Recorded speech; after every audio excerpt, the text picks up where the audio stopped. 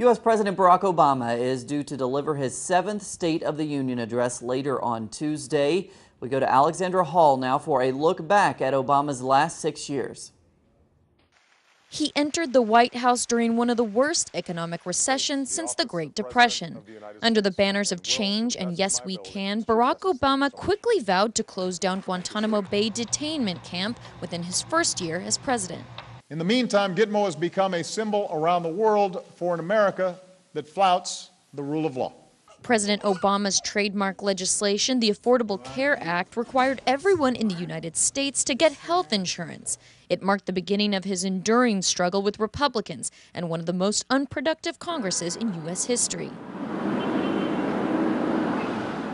Whatever the politics, today's decision was a victory for people all over this country whose lives will be more secure because of this law and the Supreme Court's decision to uphold it. He got the Affordable Care Act through Congress without a single Republican vote in either house, the only time in the history of America.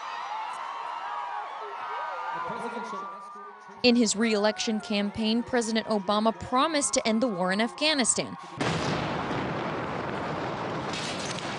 And he did in 2014, but only months after beginning an airstrike campaign against Islamic State fighters in nearby Iraq and eventually Syria.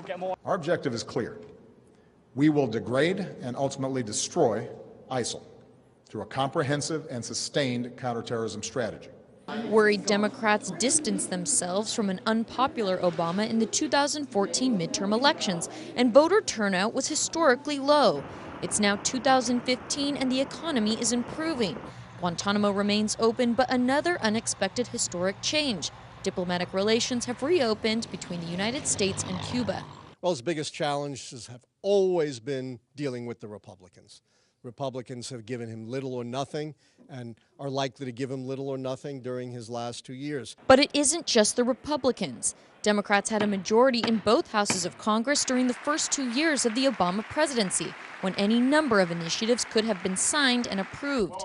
If the past 6 years are any indicator, a Republican-controlled Senate and House today will only make it harder for Washington under Obama to govern effectively. Alexandra Hall, Telesur, Washington.